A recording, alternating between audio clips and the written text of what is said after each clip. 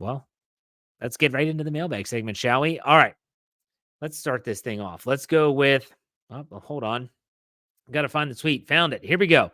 Let's go with Believers. It says, now to add to the experts talking about it, Fields, talking about Justin Fields, now has better odds in Vegas to be the Steelers starter over any other team, including the Bears. Would you be happy? I'm not saying I would be happy. I have to be honest. I talked about this in previous podcasts. I'm taking this offseason and I'm being very guarded, very, very guarded. And what I mean by that is that I'm trying not to get overly excited about anything. I did that last year. I was all in, and boy, was it a gut punch when things didn't pan out the way we had all hoped. So, going to be taking things very guarded. Would I be happy? I don't know if happy is the right word. Would I be hopeful? You have another good option? Sure. Yeah, that's where I am right now. Believers also added the Ride or Die Crew poll of the week. He said, I thought this year's Super Bowl was. Here were the options. An all-time game, boring as hell, didn't even watch, or scripted. This is tough for me because in the first half, boring as hell, and that's what I voted for. The first half was awful. It was sloppy. It was bad. The second half, though, was much more entertaining, much more what we come to expect from the Super Bowl, and that was more of an all-time game. But combined, if anyone writes or tells you that this was an all-time game, they have not watched a lot of football. I could tell you at least 10 Super Bowls that were better than that one, without a doubt. Let's go to Jeff Coons, our buddy up north. He spells his name wrong, but that's okay. He said, Jeff, do the Steelers have a scout who specifically assesses special teams prospects? Oh, to be a fly on the wall to watch punter film. Here's hoping they can get it right this offseason. Hashtag Weasel Boy. No Jordan Berry. No Jordan Berry. He was just as inconsistent as Presley Harvin was. I do think that they have a branch of the front office that deals with special teams.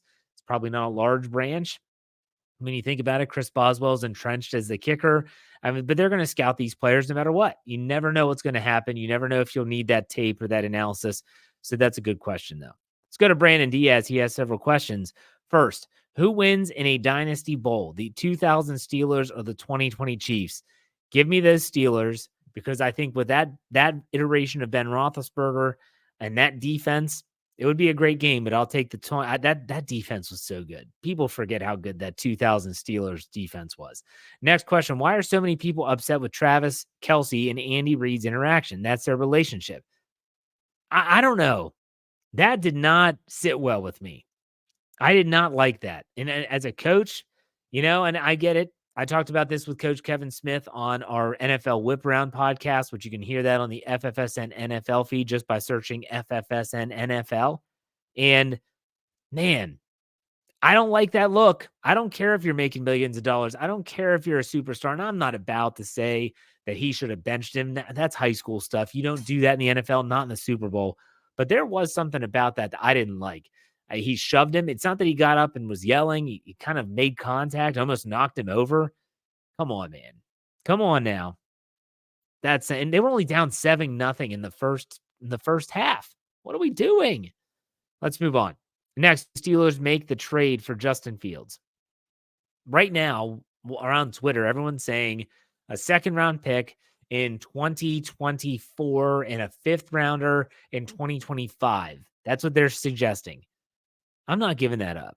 I'm not giving that up for Justin Fields. Not for a guy that turns the ball over way too often. But I get how the Steelers could maybe manipulate the numbers or the draft capital a little bit. We'll see. All right, let's go with still from Brandon. Are we a quarterback away from a deep run? You need one of those really special quarterbacks, not just any run-of-the-mill quarterback. But yeah, they need a quarterback. And then lastly, favorite play from this season. I'd have to say that I really enjoyed the Seattle game and the runs that happened in that game. Jaylen Warren broke off a couple big runs. Najee Harris had a couple angry runs. Those were really fun. And I think back to some of the catch by George Pickens against the Ravens over Marlon Humphrey at Acrisure Stadium. That was fun. I like watching offensive football. That's fun. But then you could also talk about all those great plays on the defense. TJ Watt's interception against the LA Rams. TJ Watt's touchdown after the strip sack from Alex Highsmith against the Cleveland Browns on Monday Night Football. Nick Herbig's strip sack against Geno Smith in the Seattle game. I could go on. It's tough to pick just one.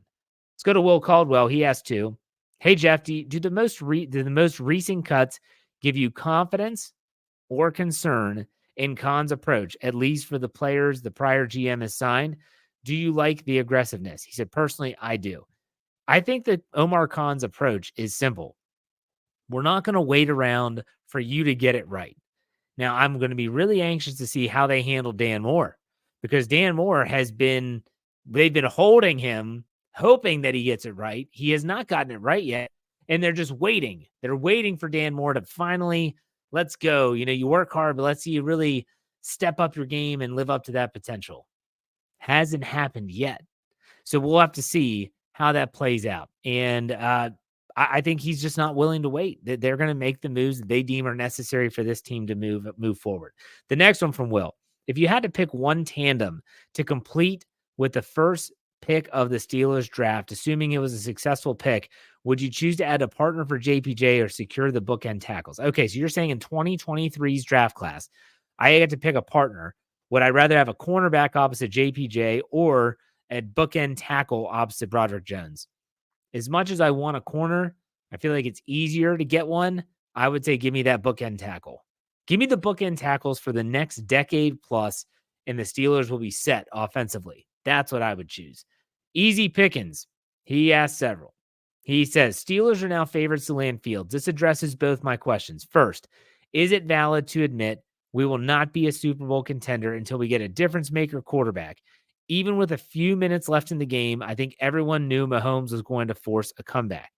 He continues, I'm not saying we need a Mahomes. Finding a guy at that caliber is obviously a diamond in the rough. But I think the threshold of being contenders should be, can they beat the Chiefs? Every team should have that threshold. He continues, so where does that put us? We have a great defense. Yes, it needs some work in some areas, but I trust the con artist to patch that. Our offense is young and only needs a few patches, center and tackle. You can have a perfect roster at the end of the day, but quarterback is the most important position. He continues, okay, getting to the point. Is Justin Fields our best chance at posing a threat to Kansas City? Let's think of alternatives. Tannehill. Nope. He's saying this, not me. Tannehill. Nope. Kirk. Age and injuries are concerned. Russell. Stopgap at best. Kenny. Unfortunately, I think we know what we have, and it's not beating Kansas City. When you put it this way, now he's done. End quote. When you put it this way, Justin Fields at least has some dynamic spark. I want to make that clear. It might be running the football, but he has a dynamic spark. And those sparks are what you need to get you over the hump against a team like the Kansas City Chiefs. Think about what Lamar Jackson has done. I'm not comparing Justin Fields to Lamar Jackson. They are not the same. They're not built the same. They don't play the same. But Justin Fields and Lamar Jackson both have that dynamic spark. Josh Allen has that spark. Joe Burrow does in a different way, and that's with his arm, not so much with his legs. You need someone that has that dynamic spark. So when you go back and you list the quarterbacks that you listed, you said, how about Ryan Tannehill? No, I don't think he does anymore. Maybe when he was young and he still was really mobile, but no, not anymore. Kirk Cousins, the dude ruptured his Achilles tendon last year midseason. I'm not 100% certain on his health for next year, but at the price tag, no, I don't think he provides that dynamic spark. Then you look at other Kenny Pickett. No, unfortunately, it's no. I haven't seen anything that has that spark. Has he made some good throws? Sure. But that's not that dynamic spark. Ben Roethlisberger had that dynamic spark. His escapability, his ability to make plays off structure, out of the pocket. It was dynamic. It was the spark. So it got the team and that defense over the hump. Justin Fields has that spark. And if he can harness that spark and not become turnover prone, which he has been, the Steelers could have something here if they choose to go down that road. The Steelers also have to be concerned with the fact that they're going to have to deal with this fifth-year option. They have to deal with what a contract would look like after that.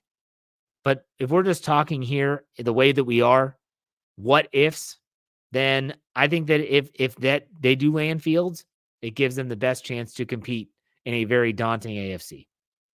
Yeah, you might disagree. That's fine. Eric, he asks, which individual Steeler do you believe has to have a big year in 2024 besides Kenny Pickett? That's a great question. I'm going to go on offense and defense here. So offensively, the Steeler that needs to have a big year in 2024, besides Kenny Pickett, I actually think that I want to say something general like the offensive line, but I think that's cheating. I think that there's a part of me that thinks it's Pat Freiermuth. Pat Freiermuth's going into a contract year. You think about Najee Harris, first round pick that year. He has a 5th-year option with his first round status, so not so much pressure there. Pat Freiermuth on offense has to show something. Hopefully, the offense sets him up for success. We haven't seen that yet. But I'm going to say Pat Freiermuth on the offensive side. Defensively, the player that has to have a big year, I'm going to say Larry Ogunjobi, assuming that he's still back. Larry Ogunjobi signed that contract last offseason. I think it was a 3-year deal. Did not play well in 2023. By all metrics, did not play well. And it wasn't as if he was banged up like he was the year prior. So he's got to step up his game. He's got to play up to the contract that he earned. So there you go. Okay, let's go with James. He asked a question. Hey, Jeff, any update on the hopeful Oklahoma Joe's sponsorship? And if not, how can the Ride or Die crew help make it happen? So for those that don't know, on YouTube, I put it on Twitter as well. I do my Steelers grilling thoughts. I use an Oklahoma Joe's grill. I've told my wife the other day, she goes, what would you want from them? If they sent me a grill cover, a new grill cover, because I need it anyways, I'd do one of those a week and give them I'd give them the publicity that they only have, I think, 2,500 Twitter followers. Let me help you out a little bit. Get you some followers. Let's do some game day recipes, all that stuff, grilling advice. I'll do all of it. It's not going to happen anytime soon, but maybe it will. Now, he says on a more serious note, this is from James. What specific grill would you recommend that serves as both a smoker and a grill, looking to finally get one and start smoking? I love my Oklahoma Joe's grill, and I'm not sponsored by them, so I'm not being paid. It is super versatile. It does take a little used to if you're just looking to use for the grill. The charcoal is really close to the grill plate, so you have to really get used to how fast your food's going to cook, putting the charcoals in a certain area so that you have some cooler spots where you can move stuff. But the smoker, the offset smokers, the traditional smoker works really well, easy to clean, great old school smoker. That's where I would tell you to go. If you want more details, hit me up and I'll send you some links. Let's go to MDibs24. Is there a free agent you would like the Steelers to pursue? I honestly haven't looked too much at free agency. I'm going to have to do that. I'm definitely going to have to do that. Let's go to Steeler Fan 69. Jeff, my friend, you are batting 1,000 for your Monday interviews. Thank you. I think you all will like the one that's coming up this Monday. I'm setting that up as we speak. He said, my wife and I will celebrate our 40th anniversary this year. My wife likes trips. So for our 25th anniversary, we went to Italy. This year, I'm planning to go back and get her. I love it. I don't know if you're actually truthful when you're celebrating your 40th year of married bliss. This year, I think, is 17 for my wife and I. Let's go to Lumberzack 94. What's up, Jeff? With all the offensive coaching staff being mostly filled out, how are you feeling? Seems like a step in the right direction, in my opinion. Also, my take on the Fields thing. The guy has 30 interceptions and 38 fumbles in 3 years. That doesn't sound like a Tomlin guy, just saying. Okay, let's start with the first part. I like the offensive coaching staff and the changes that were made. I am still curious about Mike Sullivan, talked about at the beginning of the show for obvious reasons. As for Fields, I do think that you can coach a quarterback to not be so cautious with the football, whether that's running the ball or throwing the ball. I do think you can coach that out of players. Let's go to Ryan Good. 2 more questions here. If Kenny Pickett does not pan out as QB1, rather we figure that out this year or next, how much would you prefer the Steelers finding the next QB1? Trade for a young vet like Justin Fields or draft a guy and groom him up? I think that the Steelers cannot go into this season saying, well, we're going to see what we have in Kenny Pickett. You've had 2 years to evaluate Kenny Pickett at the pro level. And if you haven't seen enough, what are you waiting for? So they'll say that the coordinator, okay, that's fine. You'll get that opportunity, but it's going to be with competition. And so if it's a Justin Fields, if it's a draft pick, if it's a Ryan Tannehill, if it's a Mason Rudolph, it doesn't matter. I really don't care. But at the same time, he's not going to be given anything, and nor should he be given anything. He's going to have to prove it. I would like, at this stage with releasing Mitch Trubisky, they're going to have a draft pick, and they're going to have a free agent. If it's Mason Rudolph or someone else, they have to fill out the depth chart. There's normally 4 quarterbacks on the offseason roster. Right now, there's 1. All right, let's go to the last one, Bob Rayberg. No question, Mahomes is great with the rings to prove it. Too bad the Niners suffered 2 blunders, the missed point after and the botched punt return, which led to a quick Chiefs touchdown. Although we'll never know, if not for these 2 plays, would the outcome have been different? I will say that if it weren't for the botched punt, yes. And the missed PAT, I think that there's some people that believe that if they make the point after, they go up by 4 points, that Patrick Mahomes and the Chiefs know what they need to do, and they'll probably be able to get it done. It was the botched punt. The 49ers defense had done their job. They get the Chiefs to punt the ball away.